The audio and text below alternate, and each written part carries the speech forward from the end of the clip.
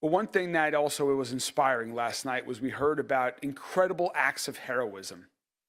These are not trained first responders that we have heard over the past week about the great work of our firefighters, police officers, other emergency responders, but folks that were at Grade A Auto Parks, employees who jumped into action to save their colleagues. It was incredibly inspiring and uplifting during this time of great pain and tragedy. We will be there to continue to support the entire Grade A family and all the other victims and survivors for as long as it takes.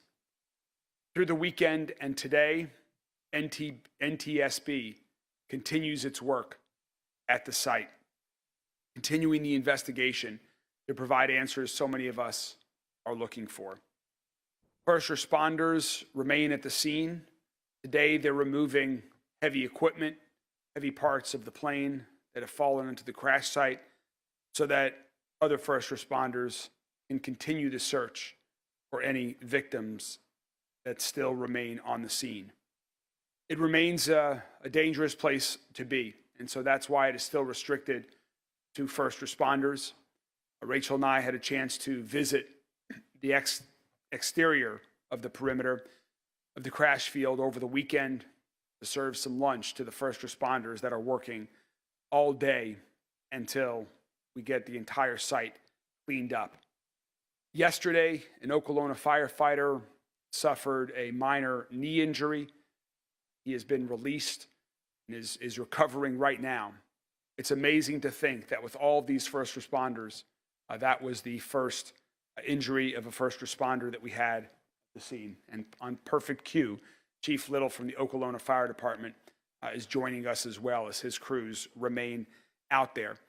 You'll hear from Tony and Jody in a second here and some other updates, but first, let me turn it over to Congressman McGarvey, who has been an amazing partner working with us to help coordinate federal resources that are necessary following this incident. Congressman McGarvey. Thank you, Mr. Mayor, and thank you for your and your team's incredible leadership throughout this entire thing. I think I was literally walking down the street in Washington, D.C., trying to get in front of a television when we first spoke about how we could coordinate this. You have been a steadfast leader in every moment since. And you mentioned, I think, so many things we're all seeing right now. First was just utter shock, grief, not really knowing how we could all process what's going on. I think some of that shock is still there, but you're seeing a lot of sadness right now in our community, a lot of hurt. Whether it's meeting with victims, families, whether it's meeting with survivors who are starting to come to grips with their own experiences out there.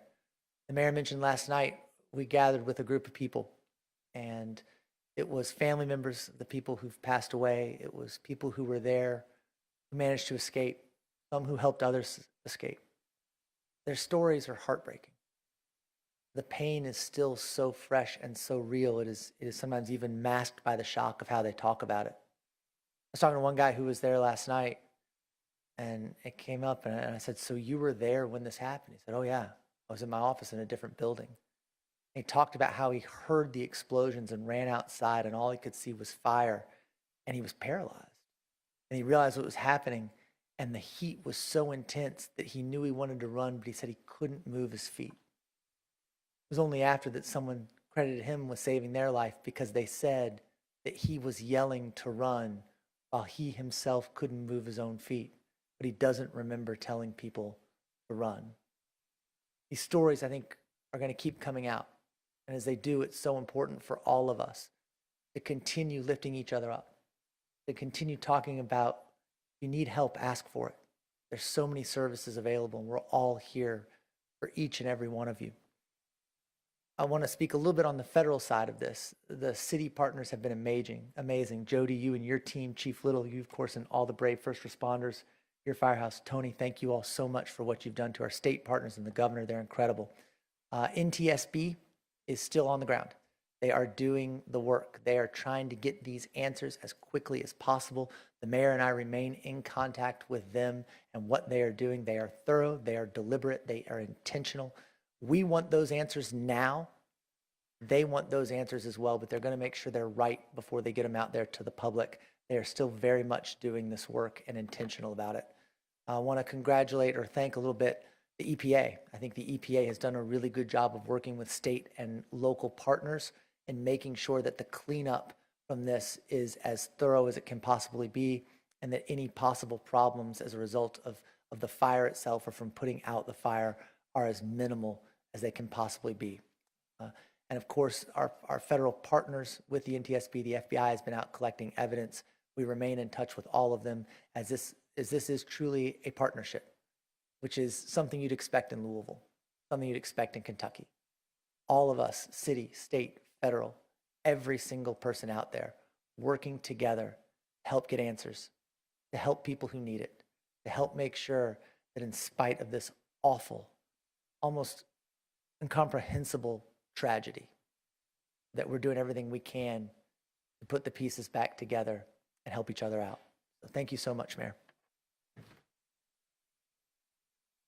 Thanks, Congressman. As you just heard the Congressman mention, so many folks have been helping, so many different agencies. And this is a situation where early action prevented an even worse catastrophe from happening. You know, in some places where the crash occurred, oil was 2, 3, or more feet deep at the time.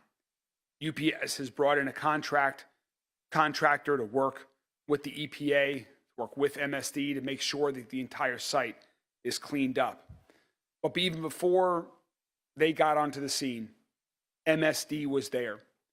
Jody was recounting how there are very few incidents that he can recall where the cleanup is beginning while the first responders are still on scene responding.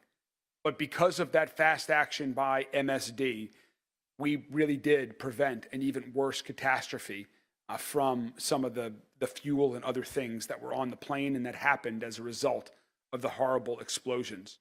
The MSD has been coordinating the cleanup here. They have helped stop 30,000 gallons of oil from going into our groundwater, and they and their entire team should be commended for the early action and continued work that they've done throughout this process to protect our waterways, to protect our ground from further contamination from all of the gas and the oil. To talk a little bit more about this cleanup effort that continues still today, please join me in welcoming the Executive Director of MSD, Tony Parrott.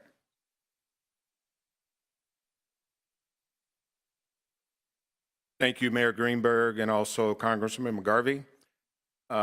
Obviously, you know, we want to extend our condolences and our sympathy to all the victims of this tragedy. We also want to extend our deepest gratitude to first responders and utility crews who have worked tirelessly in the face of this tragedy. MSD's environmental response team began immediately after the UPS plane crash on November 4th. We responded and were ready to mobilize within 90 minutes after the crash, and the men and women of our industrial waste division began to monitor the nearby waterways for potentially contamination and runoff from the explosion and implement temporary mitigation efforts. And it was because of their quick response, they placed floating booms that absorb oil and affect waterways, such in areas such as Northern Ditch. Runoff is primarily located in the Pond Creek watershed. The Northern Ditch, which is the further north in the Big Ditch, and the Southern Ditch, and all these interconnected waterways eventually drain down to the Ohio River. Fortunately, with the response that we were able to employ, and also the day after with EPA and others arriving to the site, and so many collaborative efforts really allowed us to assess things, particularly as daylight began on Wednesday morning. On Wednesday morning, we did discover our nearby Melco drainage basin was impacted by the runoff from the crash site. And one of the things that I think is very clear for the public to understand is that that basin has been isolated ever since. And so everything that has collected in that basin did not release to the waterways. So as the mayor mentioned, because of our quick action and our ability to isolate that basin, we were able to save a lot of or contain a lot of oil and a lot of runoff from the plane crash site. On Wednesday morning early, a contractor from UPS began to lead the cleanup effort, and obviously MSD has been there to support not only the contractor, but EPA, the Kentucky Division of Water, and also local EMA to work together to assess, and we continue to assess the environmental impact of this. Last week, we did put out an advisory out of an extreme caution, asking the community to avoid contact with the waterways in the southern part of Jefferson County due to potentially contaminated runoff. That advisory, although precautionary, is still in effect, and we are still asking people to avoid contact with waterways, especially along Pond Creek, the northern ditch, and southern ditch. However, there is no impact to the drinking water in those areas, and unless you've been contacted by Louisville Water, you should not be concerned about your drinking water. We ask folks to avoid touching, swimming, fishing, or kayaking, or interacting in those waterways in any fashion, and keep your pets away from the water as well. If you see oil, debris, or discoloration in the waterway, please report it to MSD by contacting our customer relations at 502-540-6000 or email us at customerrelations@louisvillemsd.org. We will continue to work with EMA, also EPA, and others, and continue our assessment of the waterways over the next several weeks. And so until then, that advisory that we put out on Friday will remain in effect, and we will continue our assessment and update the public accordingly as we learn more.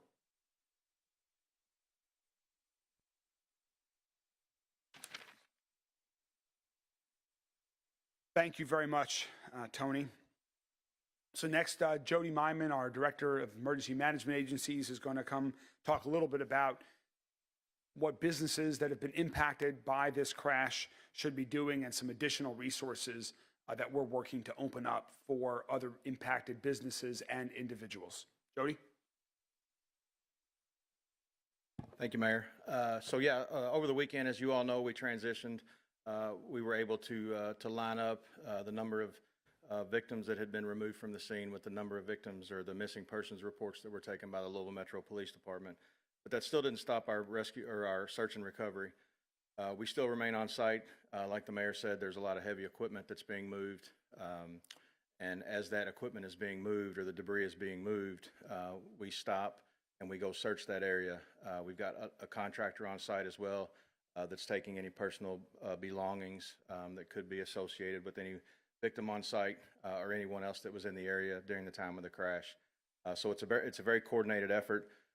We've also got things on the site that were associated with the aircraft that have to be made safe once found. So we've got agencies on site that can take care of that. That's also a temporary stop if we have to, and this is no danger to the public. We just have to isolate the immediate area while we mitigate some of these issues. I want to thank LG&E. They really had to rebuild a portion of the infrastructure on Gray Lane. They worked very hard. My prayers go out to the family of the individual that suffered losses there and their team as well. And they still came through. They had, other contractors come in to be able to take care of that site so that we could move forward with the continuous cleanup there. Tony mentioned the waterway and what the Louisville Water Company, they've been on site since the first night, and also Louisville Metro Public Health and Wellness to help with the cleanup issue on a local level. We've been in constant contact with businesses directly associated and affected by the area and are coordinating, again, temporary, very short escorted visits for those that have been, that are not associated or not affected by the actual investigation that the NTSB is conducting and have been released by that. We have contacts. We will contact you if that is made available. We will also have a hotline set up by mid-afternoon tomorrow.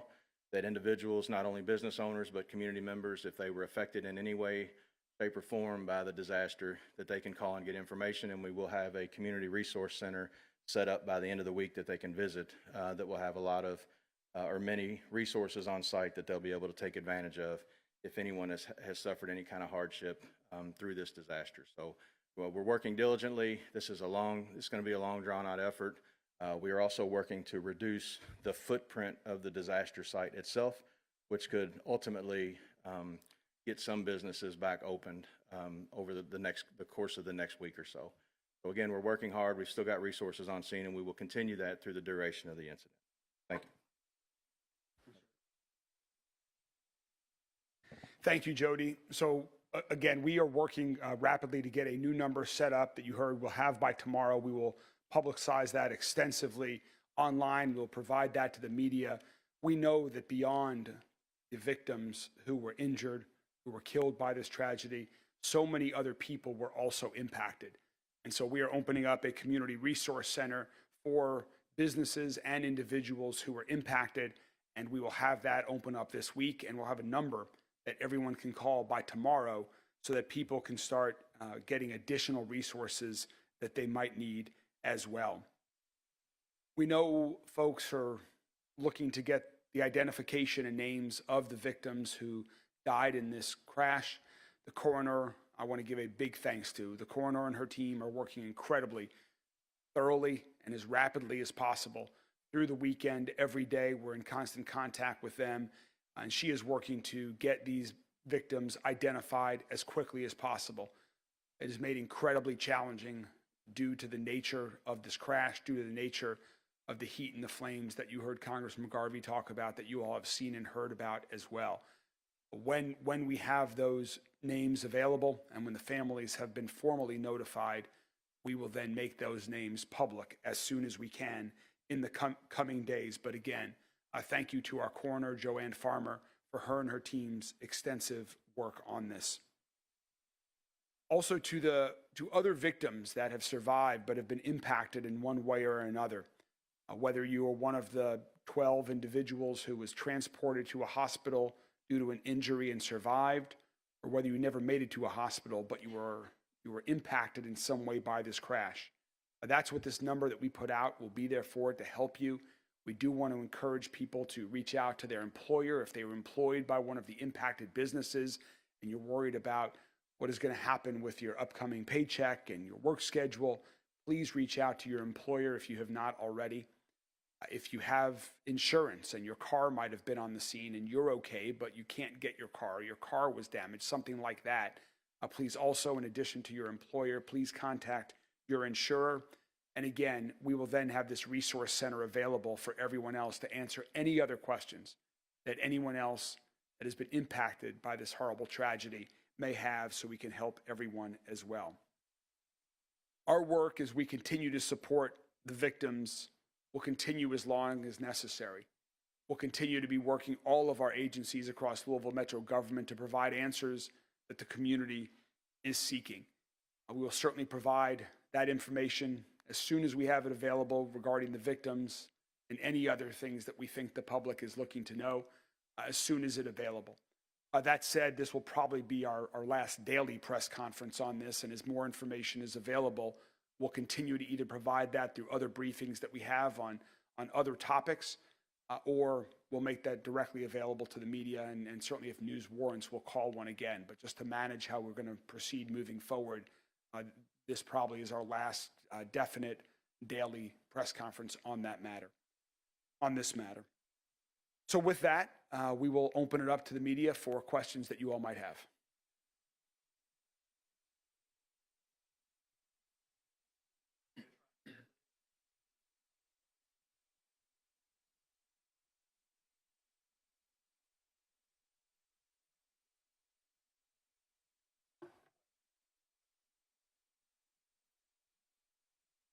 So right now we have control of the scene with security. Louisville Metro Police Department is coordinating that. They're on scene as part of our unified command.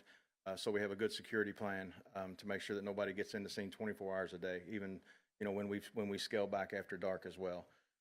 As far as Gray Lane opening, it still has to be cleaned. I mean, there's several processes that it takes to clean it, and one is sand, and it's almost like the cars that are moving on it is cleaning it as they're driving across the sand. So that's one step of the process that's already taken place just over the last week. But there's a couple different steps of the process that have to still take place before that can be opened up. So, and then one of the, the biggest thing is the NTSB's investigation and what can be released. They're still looking for debris in certain areas that could still be away from the actual main debris field, that could still be on the property of some of these business owners. So, as we our hope is to again reduce that footprint as the days go on, and we'll be able to announce that to the media when we do that. Yes, sir. Just add one more thing to that, just to give you a sense. Today, again, a lot of heavy machinery and equipment and debris from the plane is being removed. Every vehicle that goes onto the crash site that then leaves, as Jody mentioned, is being power washed over sand before it leaves to clean it. So we need to wait until we get all of that out, till the heavy equipment and most of the large pieces from the debris field have been removed, and it's a clean where it's not then going to contaminate other parts of the city as well from vehicles or otherwise. So those are some of the reasons why it remains closed.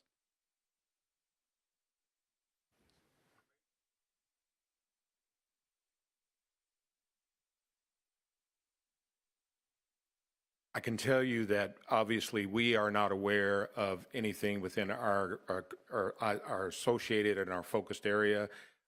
We have heard that there may have been some folks that were concerned or calling in about some fish kill further south in the river, in the creek.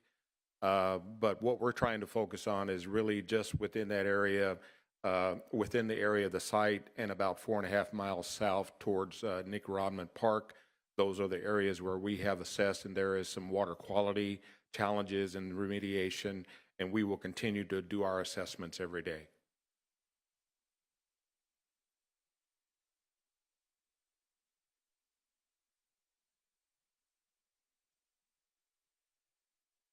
The question was about any additional missing persons report. At this time, there are none. As I mentioned on, I believe it was Saturday evening, we believe that the number of missing persons reports that we're aware of matches the number of victims that have been located at the site. Once we begin to identify those victims, then we'll have a better sense of whether there's an exact match. But right now, that is our best guess, best sort of conclusion.